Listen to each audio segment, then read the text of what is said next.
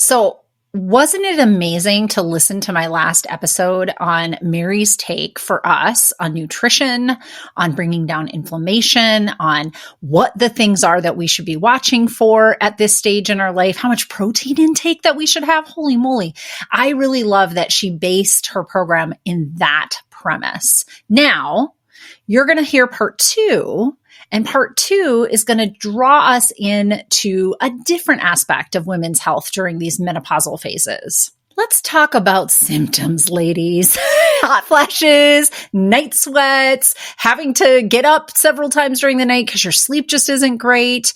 Maybe even crankiness during the day, mood swings that you've never seen before. There are so many symptoms that come in this perimenopausal to menopausal part of our life because our hormones are drastically changing. Remember how they changed really fast in adolescence? Maybe you remember. Maybe you just know that it happened because you know that there were some really awful things happening to your face and your body and all the things back then. Well, guess what, guys? This is like the second phase of that. This is major hormonal changes happening all at once. So we want to hear what Mary has to say today.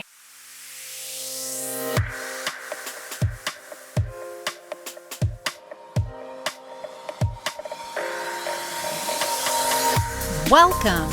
This is Midlife Crisis to a Centered Life Thriving, a podcast that teaches women in midlife to unapologetically stop silencing their dreams and start designing the lives they want to live in. I'm your host, Dr. Natalie, and as a clinical psychologist of the last 2 decades and a twice divorced single mother myself, I not only know how hard it can feel heading into midlife, I am living it right here with you. I have taken all the many failed attempts and lessons learned in my own life and combine it with my extensive clinical experience to give you the tools you need to make midlife the best time in your life. No joke. So let's get started. Welcome back. Now, if you haven't joined us for our first episode, please press stop right now. Go back to that first episode because Mary Bushkuhl is going to teach us about women's health during this phase of our life, midlife. And it's really great stuff, but I want you to hear all 3 parts of this series. And today's is part 2 of the series. So I am excited to have you hear a little bit more about symptom management and recognizing our symptoms and learning to ebb and flow with our health here. If you haven't heard, let me introduce you yet again to Mary Bushkuhl. Well, let us welcome Mary Bushkuhl to our podcast. Let me tell you a little bit about her before we get started. So Mary empowers others to architect their dream so they can live the adventure of their full potential. And her personal mission is to be a constant positive force, maintaining the highest ethical integrity and striving to always do the right thing. The strength of what Mary Bushkuhl does lies in a deep respect for education and staying on the cutting edge of the latest research and trends in the areas of health and wellness. She is compassionate and empathetic and an outgoing personality, which allows her to get along with people from all walks of life. She also has a deep desire to help you feel better, look better, and improve your outlook on life. Her specialties include senior fitness, high school, collegiate, and adult athletes, weight loss or weight gain programs, individuals with health challenges, programming for the menopausal woman. And that is why we have invited her to be with us today. So welcome, Mary. Thank you so much for being on the podcast. I am excited, Natalie, and I hope that I can drop some major gold nuggets to help women in this part of our life. So listeners, we're meeting this week with Mary to talk a little bit more about the symptoms of menopause, what to be expecting, what you should be looking for, or what are you noticing that's changing? Because I think if you're one of my younger listeners, you might not know what these are yet. Some of us that have been steeped in it for a second definitely know what these symptoms are. And then Mary's going to share with us some strategies for how we can manage that a little bit better. So go for it, Mary. Jump right in and tell us what should we be looking for and what should we know about this phase? Okay. Well, when you are going through your menopausal cycle, you have a predicted change in hormones. Mm-hmm.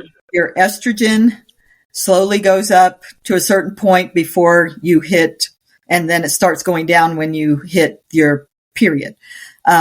Your progesterone kicks in later in the cycle. Your luteinizing hormone also is peaks after your estrogen peaks, and then your follicle stimulating hormone also has its own little wavery course throughout a menstrual cycle. But once you start hitting the menopause transition, everything's all over the place, especially estrogen and progesterone.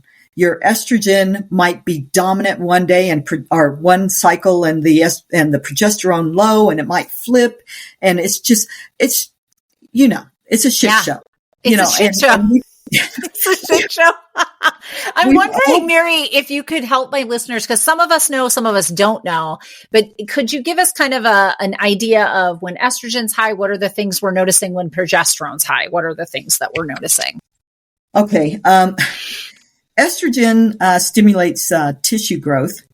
It stimulates the contraction of your uterine muscles. It promotes edema. So when at that point in your cycle, when you start retaining water, that's when estrogen is at its high. Is highest. Yeah. Okay. Yeah. Now she's not my favorite when she does that. It also promotes inflammation. So those of you who have more issues with arthritis, you start to feel the achiness coming on more. When your estrogen is at its peak, that's when you are your immunity to disease is at its peak. So you don't interesting. Get sick. You don't usually get sick when estrogen is at its peak. Okay. It's when you start coming down. Now, when progesterone's not that high, you might find you might not sleep as well. And then when progesterone hits its height, man, I can sleep like a baby, type thing. So that's progesterone also decreases edema. So after you start your period, then you start to flush out all of that water retention that you have. It can promote pro-inflammation, but it also anti-inflammatory. So you've got those two things. And it also is an immunosuppressant.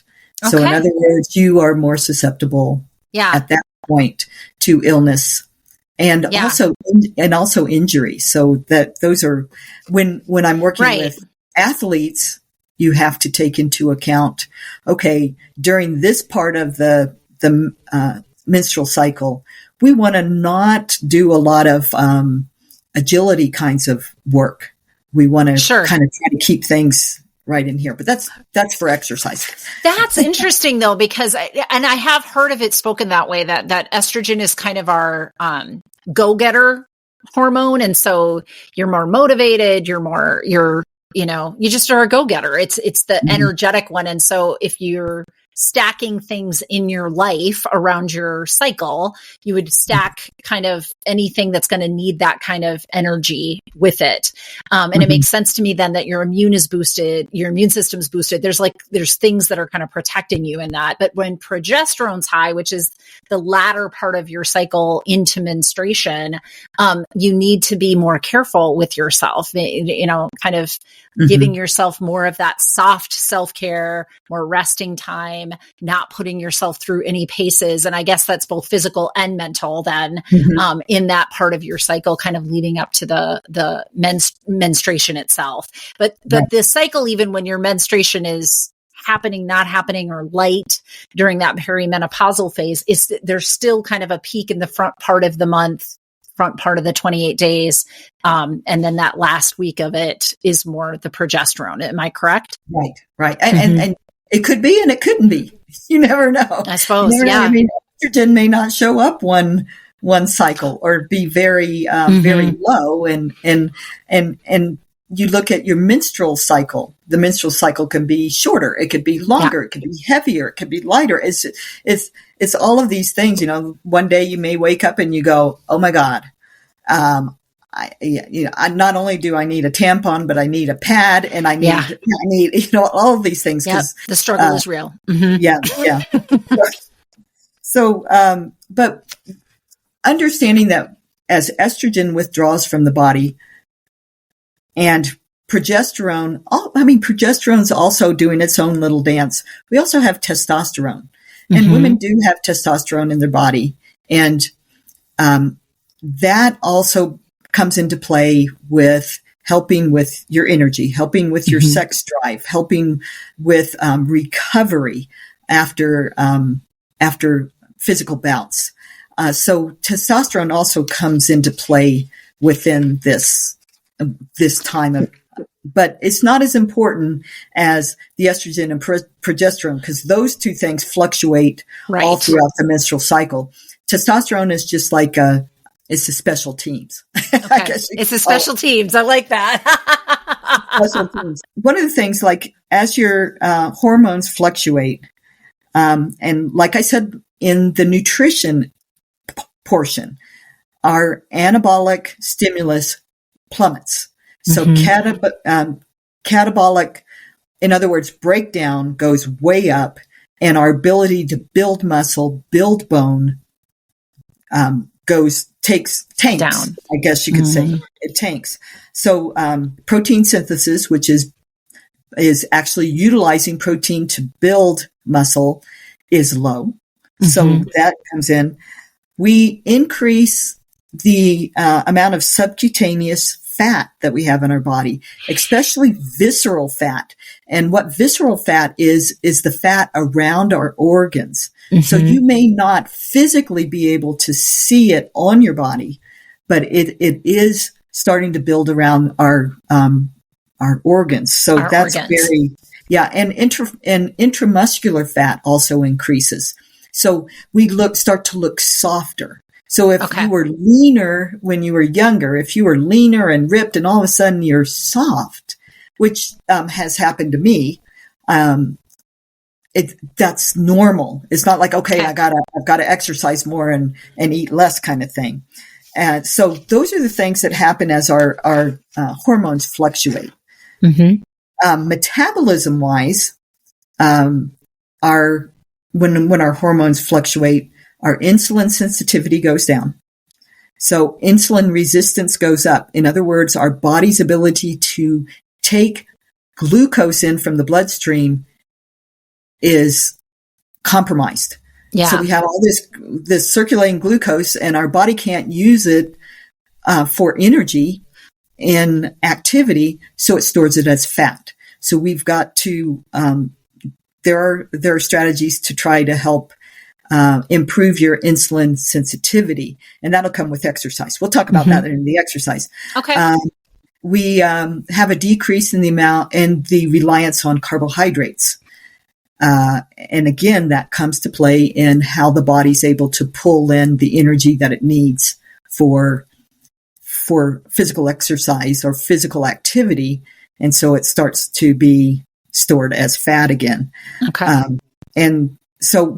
And we talked about in nutrition, there is a huge increase in the amount of total protein that we need. And that's the metabolism part.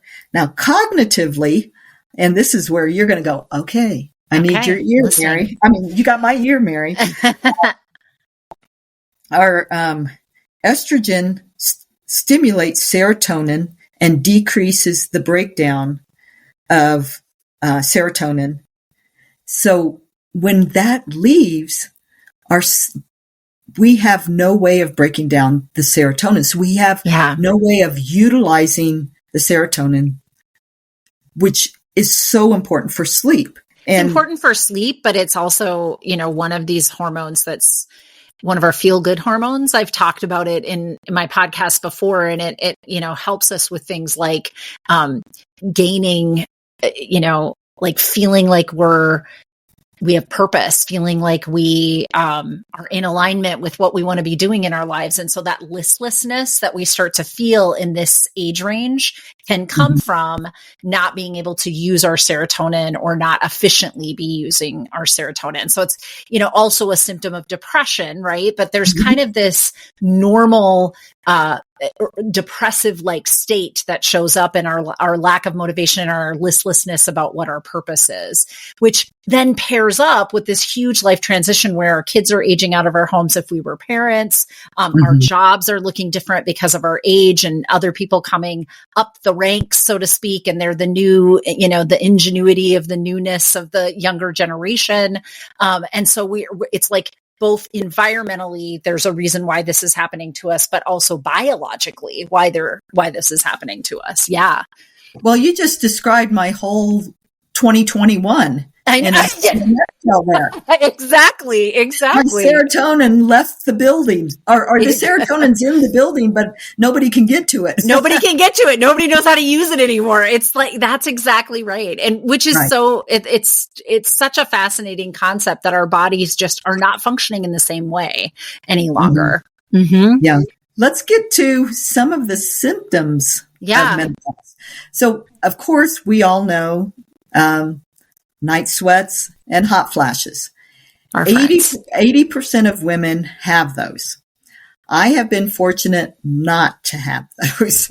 So, and I think the reason why is because I have been so active, in my life.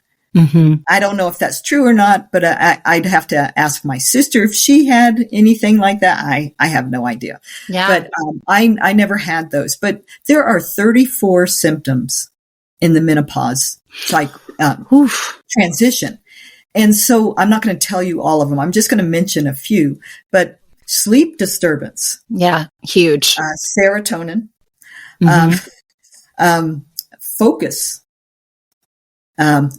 Let's go ahead and throw serotonin in there. Serotonin in there. A little dopamine. We've been talking about joint pain and what they call menopause arthritis. Unusual tiredness. And that was, if you remember in my introduction, I had unusual tiredness. When you were talking about, when I was talking about anxiety, the amount of anxiety that I was having, not understanding what my purpose was anymore. Right. And so that came into play. Libido. Our libido, 67% of women have issues with decreased libido. And some of the reasons why that is because of some of the other symptoms of menopause, which includes vaginal dryness, which can lead to discomfort in the sexual act. So urinary frequency. Yeah. There are fixes to all of these, but the other one, I hate this one, but facial hair. Facial hair. That's happening. That's real. So anyways, and then I think I remember what it was in my 30s when I started having the little missteps is the mood changes. All of a sudden I would have an irrational response to something that is normal in everyday life. And I'd have an irrational response and I'd go, where the hell did that come from? Yeah. So there are 34 symptoms. And when you take my course, I give you a scorecard. And on that scorecard are all 34 symptoms. You check all the ones that pertain to what you're feeling.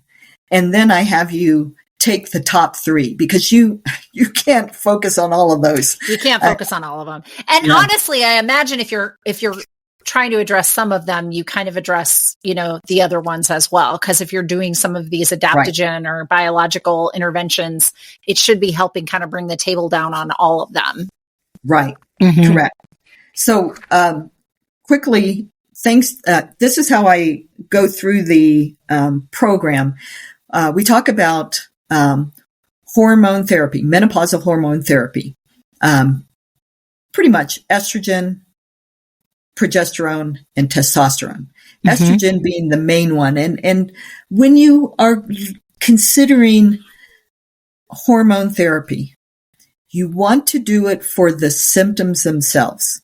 If you're having hot flashes, if you're having night sweats, if you are having, and this plays into the libido part, then estrogen might be something to consider because it helps. Now, hormone therapy is not for helping you to lose weight.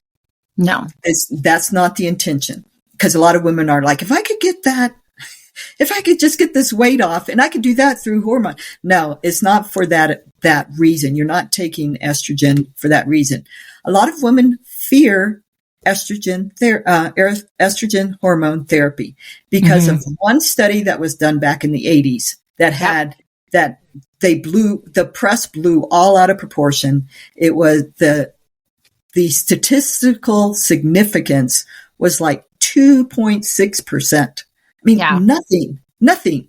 So if you think that estrogen is going to increase your risk of breast cancer, it's in most cases not. Now, if you have a very strong family history of breast cancer, talk to your doctor. Yeah. Because your doctor, talk to a doctor who's knowledgeable in menopause, and they can help you navigate this. But estrogen has been a lifesaver for a lot of women, because now being able to help to control the night sweats, the hot flashes, their lives get better. They're able to sleep more. You know, all of these things come into play. They don't have to change their clothes 7 times a day. You know, those kinds of things. Exactly. So hormone therapy definitely is something I would strongly encourage for women who have night sweats, hot flashes. I really appreciate that you suggest that, and that people talk to their physicians about it, because I think we need to debunk the women's health study from the 80s that told us that heart disease and cancer were going to be just inevitable if we started hormone replacement therapy, because quality of life is important. And there's lots of diagnostics that weren't there in the 80s, by the way, that are here now. And so you can kind of balance that out and see, are there other indicators and other ways for you to manage the other risks if they're even there. But I would go back again to who did they study? And there was a lot of postmenopausal women that were in that study. It wasn't your usual demographic that's going in for HRT now. Right. All right. So I'm interrupting this podcast for one reason only. Let me just ask this question. Are you feeling stuck? Are you feeling kind of blah about your life? You're a woman in midlife, and life is pretty good. I mean, you've got your stuff together. You've ticked all the boxes, but you just don't feel like you're stepping into your prime in the way that you'd really like to. And you certainly don't want to go down the road of having a midlife crisis in order to figure all of this out. So if that's you, then my 20-week group coaching program is for you. And guess what? I'm opening it up in 2024. So that's why I'm interrupting this podcast today, because I want to personally invite you to participate in this with me. Now, 20 weeks seems like a big commitment. I get it, but I'm here to help you in 2024. I want you to reach your goals. I want you to really design the life that you want to be living. That is my passion, and it's what the 20-week program does. And don't just believe me. Here, I want you to listen to some of the testimonials of other women who have been through this program. To go through an actual curriculum of videos and thoughtful process of meditation and self-awareness and giving myself self-compassion. And also, probably the biggest thing I gained from this was I now have self-respect. I don't feel that I need to be that person for everybody else. And I can take care of me and not feel guilty. And I can look back at my story and not feel guilty. Just the self-awareness, the self-acceptance. And I really found the curriculum incredibly helpful for guiding me through that process. I learned how to speak my truth. I learned how to listen to myself. And I learned how to, in a confrontational situation or a painful situation, take care of my needs. It just opened up some doors for me to see things more clearly and respect myself more. Now, doesn't that sound like something that you want to be doing? Now, remember, go to learntoloveyourstory.com right now, and you too can sign up for your complimentary call with me. All you have to do is click on Work With Me and book that complimentary call, or you can head over to resources and read a little bit more about the various programs that I have.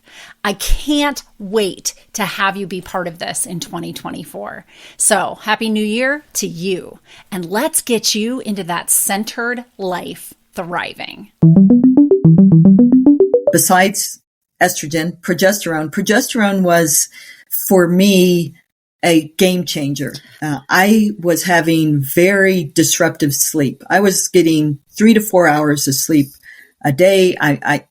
And then my doctor, when I first started having issues with sleep, I was talking to my OBGYN, and she was like, oh, you're having, okay, you have sleep problems. So she would prescribe Lunesta or Ambien. She wasn't even looking. Now this is almost 20 years ago. We didn't know all of this stuff, but it was a menopausal symptom that I was having. And if it was addressed in that way, I think I would have been a lot better off, instead of the Ambien or the Lunesta. And, they really didn't help me. Yeah, they helped get me to sleep, and I was able to sleep 4 hours, but bam, I'm awake again because all this stuff that's going on with the hormones withdrawing and all of that. So, but progesterone, because what we talked about, progesterone is a relaxant. It helps to relax you. It helped me to be able to go to sleep at night, and better than those other prescription drugs. So progesterone definitely, if you're going to get estrogen hormone therapy, they definitely will bring the progesterone in. Okay. The other one is testosterone, and testosterone can be a hormone therapy as well. I don't use replacement because they don't replace what's already gone. So, but testosterone, I wanted it.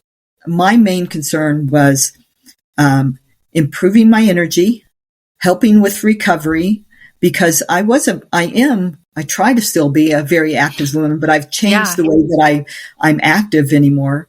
And then the other one was a libido. Maybe it could help me with my libido. And I did that for a while, but then, some of the side effects, the only side effect I ever had was a little bit more hair, facial hair. But you could start having male pattern baldness. You can start having a deeper voice.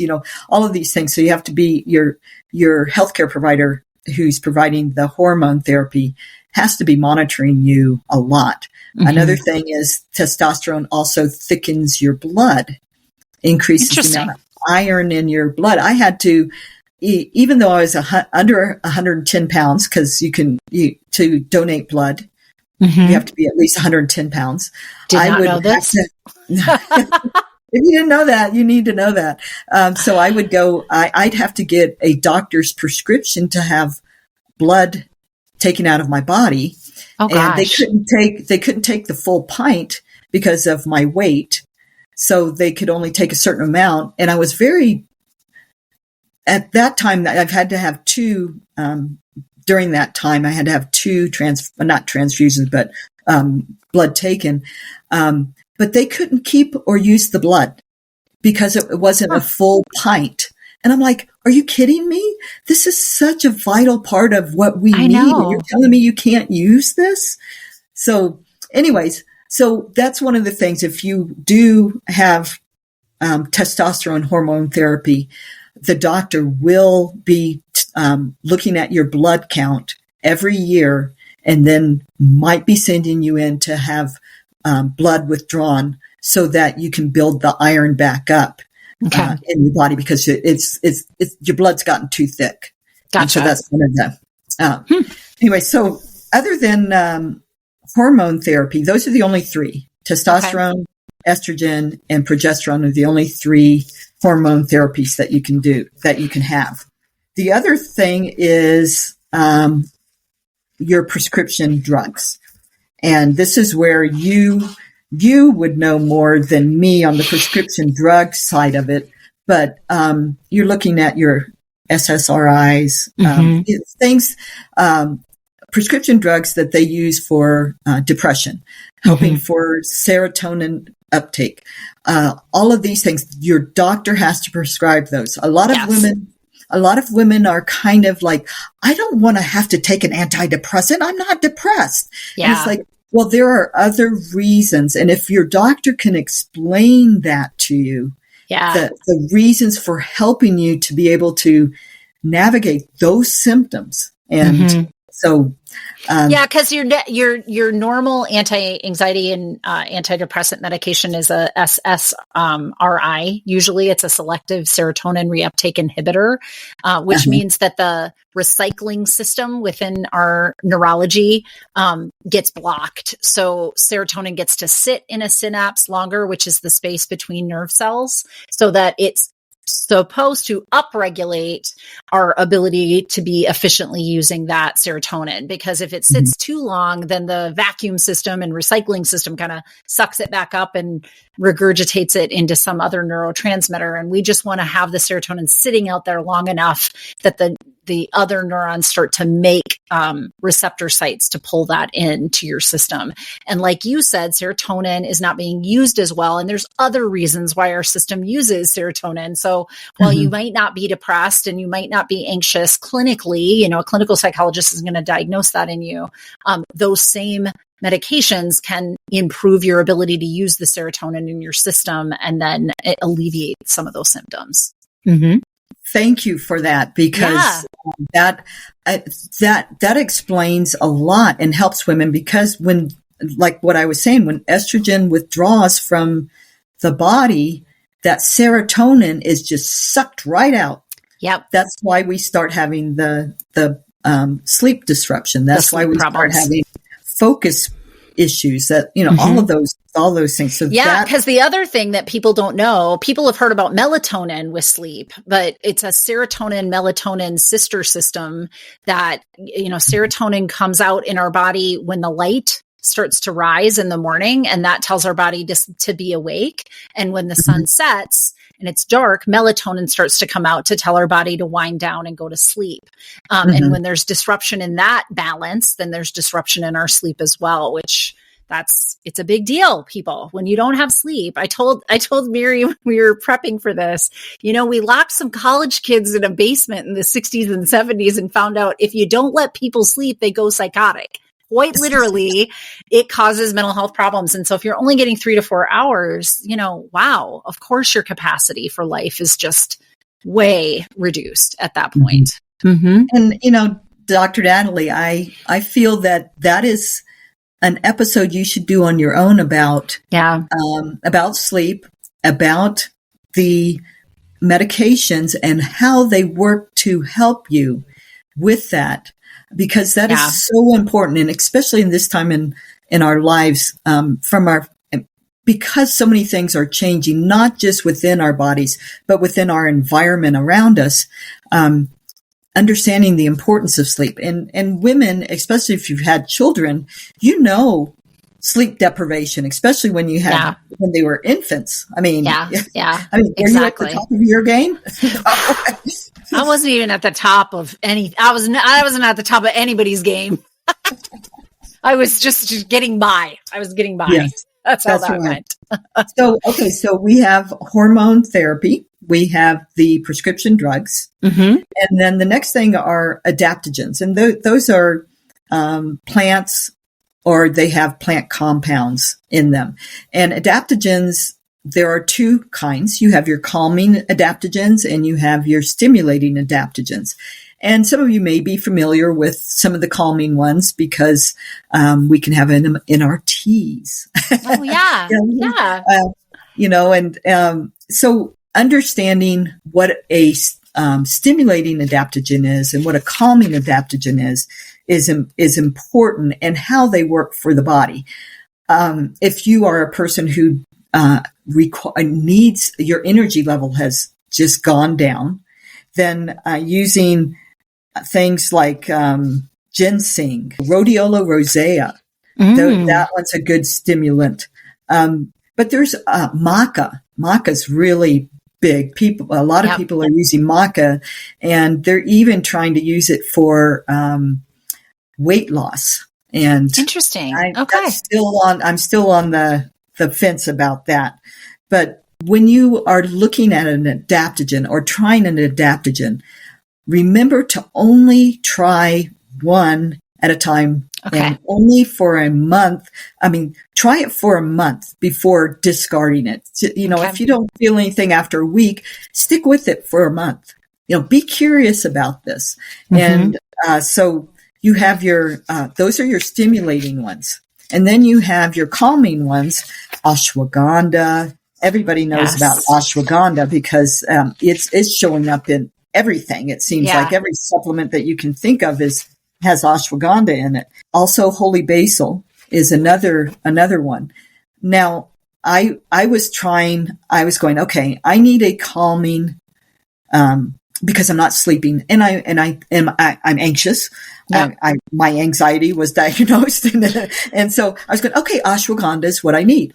And so I tried ashwagandha and I tried it for a month, tried it for a month and a half, tried it for 2 months, and I was not getting what I needed. Okay. That calming.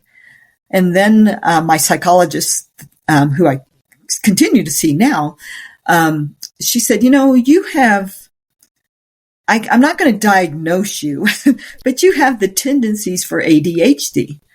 And as you know, as a psychologist, people who have ADHD in their brain, they have a completely opposite response. So I switched to a stimulant, the rhodiola rosea, and that worked to help me calm down. Lovely. Oh, goodness. So again, be curious. Yeah. Be curious about that. And be curious and be self-aware of your body and can listen to her because she knows what she's talking about. Like she'll tell you what she needs and doesn't need. Yeah. Mm-hmm. Yes. One thing I did want to tell you about the rhodiola rosea, which really, when Jessica told me that about the ADHD, and I can send you this study to look at, but they showed that with rhodiola rosea, in this study, that the psychological symptoms, once a person started taking the rhodiola rosea, the impairment of concentration went down. In other words, your concentration level went up. Your irritability went down. I mean, your irritability, your anxiety went down. The loss of zest for life, actually, all of these things went opposite of what they thought it would. And the rhodiola rosea for me, and it showed up in this as well, serotonin uptake improved. Yeah. So it's funny because stimulants, when we think stimulant, we think things like caffeine and we think about energy, like extra energy for our body. But what you're describing is there were parts of your brain that were underworking and they needed stimulation to get to optimal working again. And so stimulants can take in our nervous system can kind of spur that along. And this is why with ADHD, stimulants have always been the pharmaceutical choice when we give medications to kids like and adults with ADHD. It's a stimulant because we have underworking parts of the brain, and they're underworking and not letting you to be able to keep focus. So they'll kind of try to focus on too many things at the same time, or they're underworking in that they can't shift focus. They want to focus on the thing that's loudest over here and not be able to let the parts of your brain that can shift your focus work. And so we're stimulating those parts of the brain. But I think that's it's a great thing to remind us all of, is that stimulant and relaxant isn't just about the the mind, but the body mind interaction. And for some of us, it starts with that nervous system control, right? The brain and nervous system kind of controlling what the body is going to do. And we have to stimulate that in order to relax the parts of the body. So you have to stimulate the part of the brain that relaxes you to go to sleep. And we have to stimulate the part of the brain that lets you focus. Yes. Right. And then the last adaptogen are mushrooms. And I go into detail about different kinds of mushrooms and how they can help depending on the symptom, if they can be of help to you. And again, just like with the stimulant or the calming adaptogens, try one thing first. And with mushrooms, combining the mushrooms with certain adaptogens will only enhance that response. But sometimes you don't want to have an adaptogen or a stimulating adaptogen with a particular mushroom because it can wreak havoc. So understanding that, and those are things that I give you in the program. Okay. And I'm not talking the kind of mushrooms that we hear about. The hallucinogen mushrooms. Okay. I was going to ask because I don't know. I mean, you're in the Western part of the hemisphere. I can't remember if Wyoming lets us do microdosing in mushrooms yet. I know that Washington and Oregon do. No, I don't think so. They're a very conservative kind of state. And then there are some other supplements that I've or that are part of this controlling the symptom, not controlling, but managing your symptoms that I'll address as well. And we talked about that in the nutrition part, the magnesium helping out and creatine helping. So those are brought back in, plus some other supplements to consider as well. Okay. And so in this symptom management part of your 3-phase course on managing menopause symptoms. That's it. So if in review, I'm just going to go back, like we've talked about, like there's more than 34 symptoms of menopause. We kind of highlighted some of the big 5, or something like that, but there's many, many. So educate yourself, listeners, please educate yourself, because you should start recognizing if those are happening, even if you're in that earlier stage, heading into perimenopause. And that hormone replacement, adaptogens, and even supplements are things that we should be considering if symptoms are interfering with the quality and functioning in our life. Nobody's getting an award for putting up with it through sheer willpower. And quality of life is important, especially I think at this stage of life. I mean, we've earned it. Let's be real. We've earned it. So make sure to consider those things. Yeah. You don't want to be a martyr. No, you will not be put on a pedestal after this life for trying to get through menopause without trying anything. I mean, I can't even ask my grandmother if she did hormone replacement therapy, because she passed before I would ever have thought to ask a question like that. But she would have told me, you get another crown or you get another jewel in your crown in heaven. Like, I don't care. Like, I'll go without it. I just want to have a quality of life now so that I can show up my best and do what I need to do to have a centered life, thriving. And I hope that you do too, my listeners.